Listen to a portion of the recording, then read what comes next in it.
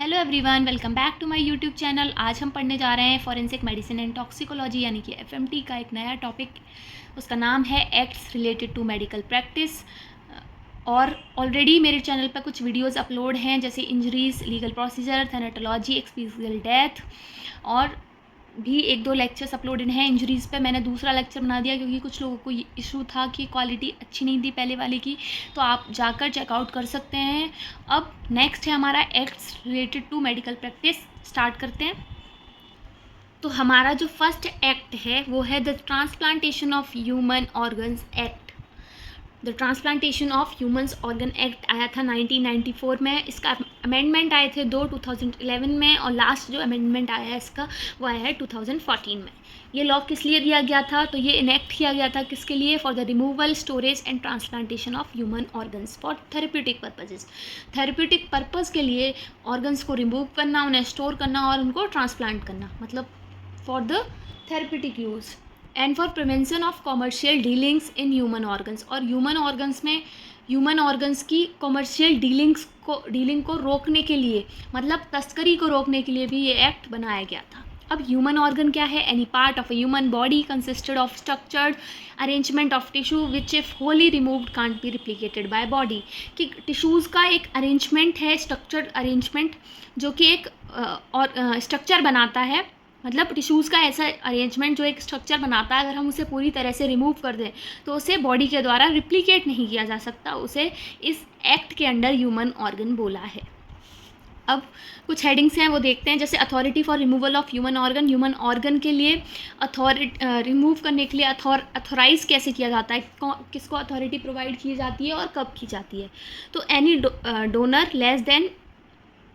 Any donor more than 18 years of age. 18 साल का या 18 साल से ज़्यादा का डोनर होना चाहिए बिफोर डेथ ऑथराइज, और वो अपनी डेथ से पहले, मतलब कोई भी डोनर अथराइज कर सकता है रिमूवल के लिए बिफोर हिज डेथ से पहले।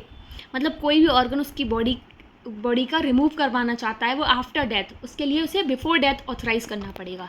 If any donor had in writing or documents like TL, driving license, after death, then person lawfully in possession of dead body should allow the doctor all reasonable facilities। ठीक है, इसमें बताया कि अगर कोई donor लिखित में दे गया, राइटिंग में उसने बता दिया, दो या दो से ज़्यादा विटनेसेस के सामने, या फिर डॉक्यूमेंट्स में उसके ये मेंशन है, जैसे कि ड्राइविंग लाइसेंस में उसने ऑथराइज़ करवा रखा है कि उसे अपना ऑर्गन रिमूवल कराना है आफ्टर डेथ थेरेपेटिक पर्पसेस के लिए। तो जो पर्सन जो उस पोजेशन में होगा, मतलब जिसके अंडर वो डेड बॉडी होगी, उसके बाद जो देख रेख में होगा उसकी, जिसके पोजेशन में वो डेड बॉडी होगी, वो डॉक्टर्स को अलाउ करेगा।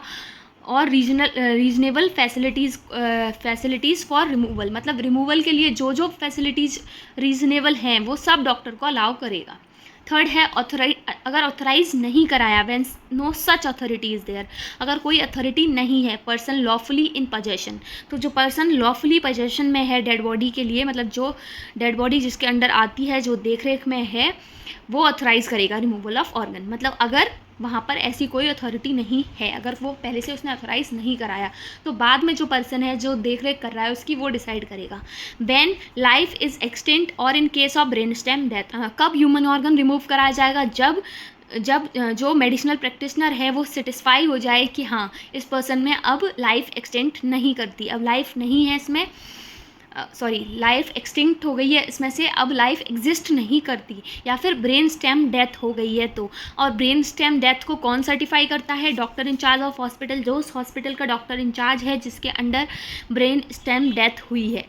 And independent doctor being a specialist, जो एक इंडिपेंडेंट डॉक्टर कोई भी हो सकता है जो कि एक स्पेशलिस्ट है, जो इंचार्ज पैनल होगा उसके द्वारा नॉमिनेट किया गया है, या फिर जो अप्रोप्रिएट अथॉरिटी है उसके द्वारा अप्रूव्ड हो।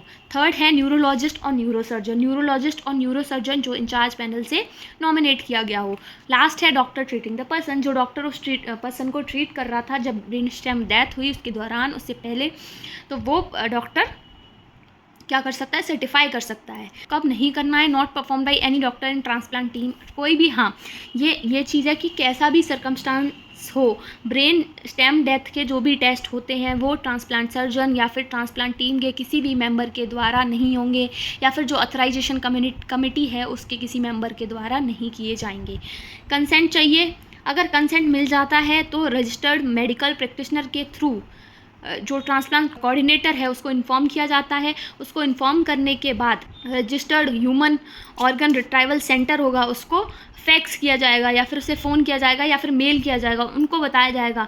फिर उसके बाद रिमूवल, स्टोरेज और ट्रांसपोर्टेशन होगा।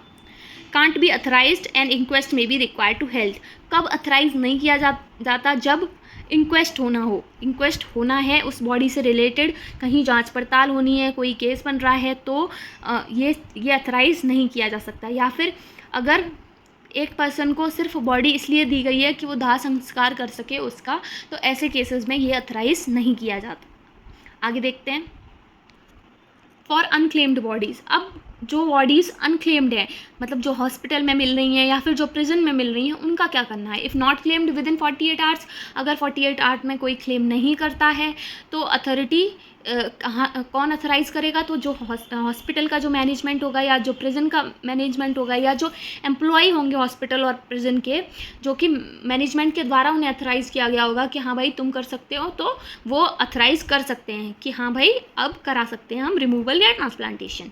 Any near relative of deceased person is likely to claim, अगर कोई भी पर्सन है कि हाँ भाई क्लेम करने आ सकते हैं उसके क्लोज रिलेटिव, तो अथॉरिटी नहीं दी जाती कि हाँ भाई कोई रिमूवल नहीं होगा। अब नेक्स्ट है बॉडी सेंट फॉर पोस्टमार्टम और पैथोलॉजिकल एग्जामिनेशन। अब उन बॉडीज़ का क्या जो पोस्टमार्टम के लिए आई हैं या फिर पैथोलॉजिकल एग्जामिनेशन के लिए आई हैं, तो जो पर्सन कंपिटेंट है अंडर दिस एक्ट, मतलब जिसको ये अधिकार दिया गया है, जो पोस्टमार्टम के लिए लाया है या फिर जिसको ये अधिकार दिया गया है, वो अथराइज़ कर सकता है अगर ऑर्गन की रिक्वायरमेंट नहीं है, मतलब जो पैथोलॉजिकल एग्जामिनेशन हो रहा है या फिर जो भी पोस्टमार्टम हो रहा है उसमें अगर ऑर्गन की रिक्वायरमेंट नहीं है तो वो पर्सन अथराइज कर सकता है। नेक्स्ट देखते हैं। Restriction on removal and transplantation के ट्रांसप्लांटेशन के लिए और रिमूवल के लिए क्या क्या रिस्ट्रिक्शंस हैं, कब नहीं करना है? Student be remove before death, death से पहले नहीं कर सकते हैं। And transplanted unless donor is near relative, और तब तक नहीं कर सकते हैं जब तक जो डोनर है वो नियर रिलेटिव है, जैसे चाचा, बुआ, फूफा, मामा, मतलब क्लोज रिलेटिव है, स्पाउस है, फादर है, मदर है, अंकल है, आंटी है, तब तक हम नहीं कर सकते हैं। अगर ये है तो ही कर सकते हैं बिफोर डेथ, मतलब अगर नियर रिलेटिव नहीं है तो नहीं कर सकते। If any donor authorise before death to recipient not being near relative by reason of affection or attachment towards recipient organ without prior approval of authorization committee, organ is not अथराइज्ड। ठीक है, अब इसमें क्या कह रहे हैं, अगर कोई जो डोनर है उसे वो अगर रेसिपिएंट का नियर रिलेटिव नहीं है और फिर भी वो मरने से पहले अगर डोनेट करना चाहता है, मरने से पहले अगर वो रिमूव करवाना चाहता है ऑर्गन आउट ऑफ अफेक्शन या आउट ऑफ अटैचमेंट कि रेसिपिएंट से उसे बहुत प्यार है इसीलिए वो रिमूव करवाना चाहता है, तो जो अथराइजेशन कमेटी है उसका अप्रूवल लगता है। ठीक है, नेक्स्ट है punishment for doctor on removal of human organs without authority. अगर बिना अथॉरिटी के किसी ने रिमूव कर दिया ऑर्गन किसी भी डॉक्टर ने, तो उसे क्या पनिशमेंट मिलेगा? तो उसे 5 साल की सज़ा होगी और 10,000 रुपये का फ़ाइन होगा, और उसका नाम हटा दिया जाएगा स्टेट मेडिकल काउंसिल से 2 साल के लिए अगर ये पहली बार किया है, और अगर ये बार बार हुआ है तो परमानेंटली उसका नाम हटा दिया जाएगा मेडिकल काउंसिल से।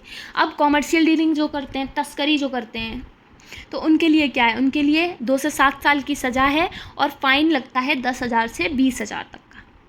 हाँ जी, तो नेक्स्ट टॉपिक है हमारा मेडिकल इंडेमनिटी इंश्योरेंस। ये कॉन्ट्रैक्ट है, it is a contract under which the insurance company agrees in return for the payment of premiums to indemnify the insured doctor as a result of his claimed professional negligence. मान लीजिए कोई doctor है, उससे कोई भी professional negligence हो गई, मतलब तो आप पर कोई ब्लेम लगा है, अब आपको कोर्ट में जाकर अपना केस लड़ना है या फिर आपको कोर्ट में जाकर अपीयर होना है, तो उसके जो भी प्रीमियम्स होंगे वो आपको मिलेंगे, मतलब जो भी खर्चे होंगे, जो भी फीस होगी या फिर जो भी कंपनसेशन आपको देना होगा वो ये इंश्योरेंस कवर करती है। ऑब्जेक्टिव क्या है इसका? To look after and protect professional interest of insured doctor, जो भी इंश्योर्ड डॉक्टर है उसको प्रोटेक्ट करना, उसके प्रोफेशनल इंटरेस्ट को प्रोटेक्ट करना, उसकी देख रेख करना। टू अरेंज, कंडक्ट एंड पे for the defence of such doctor, और उस डॉक्टर के लिए अरेंज करना, कंडक्ट करना और पे करना, मतलब लॉयर अरेंज करना, सारी जो भी कोर्ट हियरिंग के लिए जो जो चीज़ें चाहिए वो ये इंश्योरेंस कवर करती है। To arrange all other professional assistance including pre litigation advice, मतलब जो भी प्रोफेशनल असिस्टेंस उसको चाहिए उस डॉक्टर को, वो सब कुछ ये इंश्योरेंस कवर करती है, इवन प्री लिटिगेशन एडवाइस भी। नेक्स्ट है टू इंडेमिनिफाई, यानी कि to cover the insured doctor in respect of any costs और expense indirectly arising from action, claims and demands against him on grounds. और अगर on ground settlement होता है तो अगर पेशेंट 2 लाख का, 3 लाख का जो भी हर्जाना मांगता है अपने लॉस के लिए, तो वो भी ये इंश्योरेंस कवर करती है, क्योंकि आजकल कंज्यूमर प्रोटेक्शन राइट के तहत ये सारी चीज़ें बढ़ गई हैं कि क्लेम कर लेते हैं तुरंत लोग। तो उस एक्सपेंसेस को बचाने के लिए और डॉक्टर को प्रोटेक्ट करने के लिए इंश्योरेंस बनाई गई है, मेडिकल इंडेमिनिटी इंश्योरेंस। नेक्स्ट देखते हैं। नेक्स्ट है हमारा कंज्यूमर प्रोटेक्शन एक्ट, 1986 में आया था। इसके अमेंडमेंट आए थे 1991 में, 1993 में और 2002 में। Protection of interest of consumers for settlement of consumer disputes.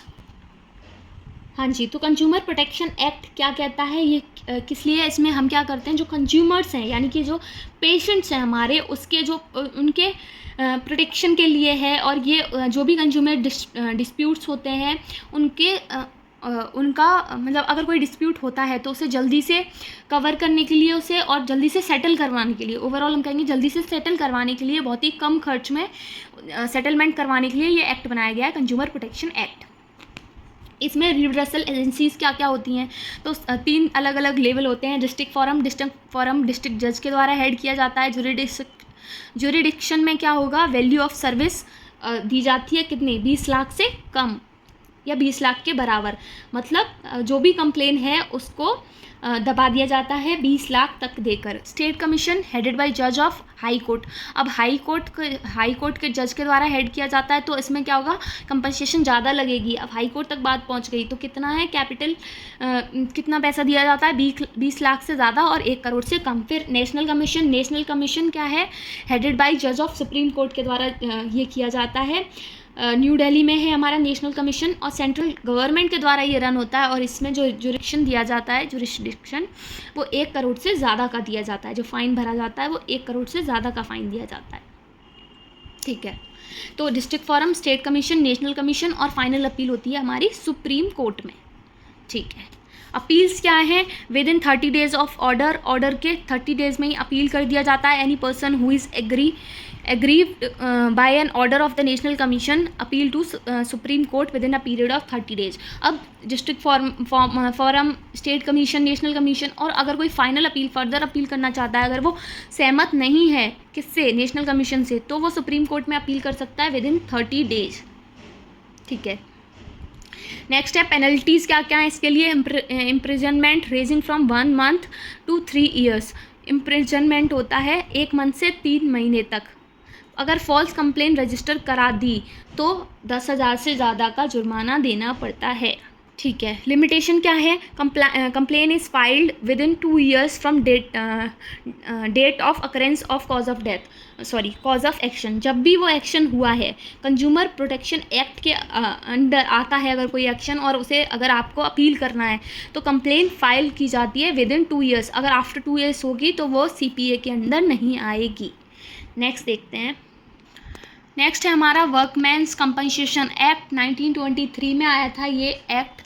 This act provide the payment of compensation to workman for injuries sustain by them in an accident arising out of and in the course of employment. तो course of employment के time पर या फिर मतलब उस दौरान employment के अंदर, जैसे अगर कोई फायर वर्क में गया तो उस टाइम पे या फिर बाहर निकलते वक्त, मतलब उस ड्यूरेशन में अगर कुछ हुआ, इंजरी होती है, किसी भी एक्सीडेंट होता है, तो उसके लिए कंपनसेशन दिया जाता है। इसे बोलते हैं वर्कमैन्स कंपनसेशन एक्ट। ठीक है, आगे देखते हैं। If workman is killed his dependent will be entitled to compensation for his death. अगर वर्कमैन मर गया तो उसके डिपेंडेंट को कंपनसेशन मिलता है। अगर इंजरी हुई है, इंजरी अगर होती है तो इंजरी की वजह से डेथ हो सकती है, परमानेंट टोटल डिसेबलमेंट हो सकता है, या परमानेंट पार्शियल डिसेबलमेंट हो सकता है। तो उस बेसिस पर जो भी होता है अमाउंट वो दिया जाता है। अमाउंट डिपेंड ऑन दिस, किसके कि इंजरी डेथ में लीड होगी, इंजरी किस में, तो उस हिसाब से उसको अमाउंट दिया जाता है। ठीक है। वर्कमैन इन्फ्लुएंस ऑफ ड्रिंक और ड्रग विलफुली डिसरिगार्डेड और रिमूव्ड एनी सेफ्टी गार्ड। अब एम्प्लॉयर जिनको कंपनसेशन नहीं दिया जाएगा, तो उन किसको नहीं दिया जाएगा? जिसने विलफुली जो सेफ्टी गार्ड थे उसे हटा दिया, या फिर जो अपनी मर्जी से आग में कूदा, मतलब आग में कूदना इन माई सेंस कि खतरे अपनी मर्जी से उसने बुलाया, या फिर ड्रिंक करके रखा था या ड्रग करके रखा था, तो ऐसे केसेस में उसे कंपनसेशन प्रोवाइड नहीं किया जा सकता। तो ये है हमारा वर्कमैन कंपनसेशन एक्ट। अब हमारा लास्ट एक्ट बचा है medical termination of pregnancy act, जो कि आया था 1971 में। 1 अप्रैल 1972 को ये फोर्स में आया, लेकिन दिया कब गया था? 1971 में।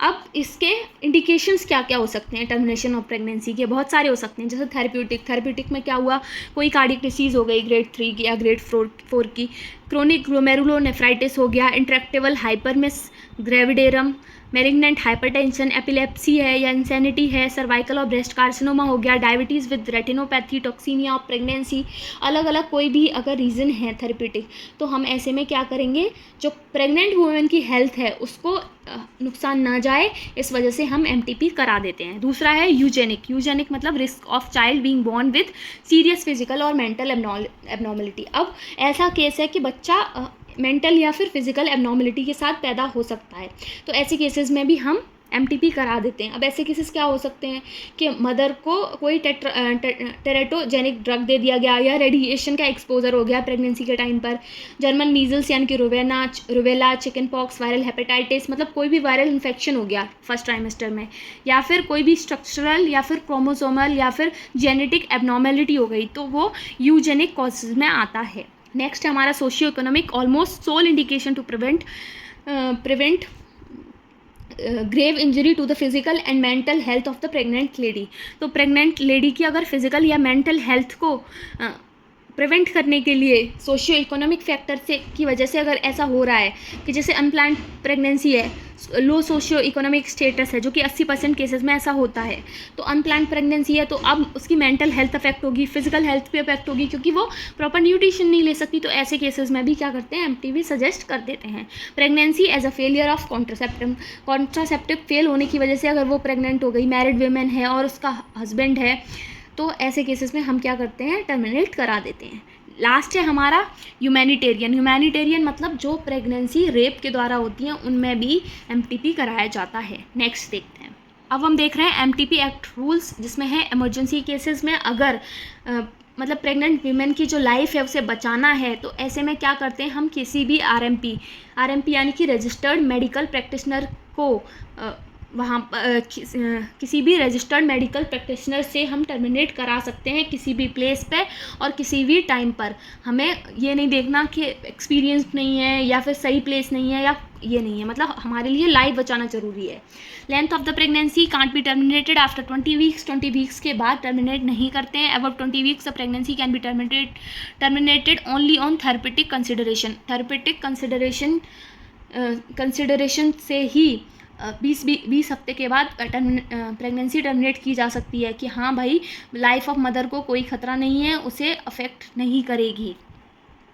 That is to save life of mother. अगर कोई भी थेरेपेटिक इशू आ गया, थेरेपेटिक में हमने पढ़ा था जैसे कार्डियक डिसीज़ है, एपिलेप्सी है, इंसैनिटी है, तो हम कंसिडर करके करा सकते हैं। 12 हफ्ते से पहले अगर हम करा रहे हैं तो सिंगल डॉक्टर के द्वारा वो कर दी जाती है, मतलब प्रेगनेंसी हम टर्मिनेट कर दी जाएगी एक सिंगल डॉक्टर के ओपिनियन पे।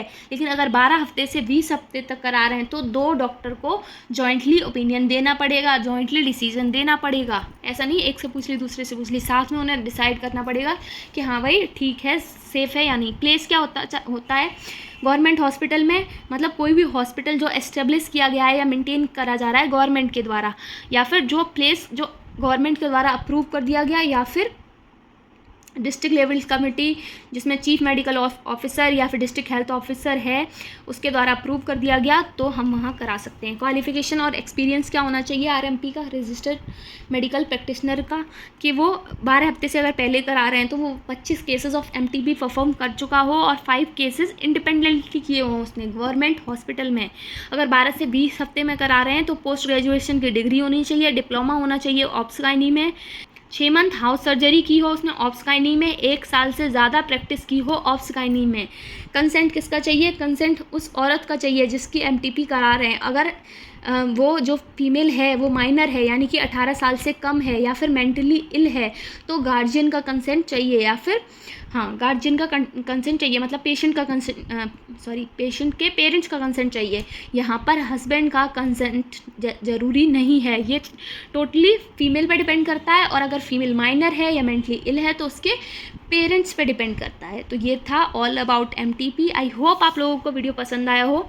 सारे लॉज हमने कवर कर लिए हैं इसमें, एक्ट्स कवर कर लिए हैं रिलेटेड टू मेडिकल प्रैक्टिस। अगर आपको वीडियो पसंद आई हो तो लाइक करें, चैनल को सब्सक्राइब करें, और कोई भी क्वेरी है तो कमेंट सेक्शन में पूछ सकते हैं। और अगर कोई भी वीडियो में जो प्रीवियसली अपलोडेड हैं वो आपको समझ नहीं आ रही है, किसी की पिक्चर क्वालिटी ठीक नहीं है, तो आप मुझे कमेंट करके बोल सकते हैं, मैं उस पर दोबारा वीडियो बनाकर अपलोड कर दूँगी। Thank you for watching.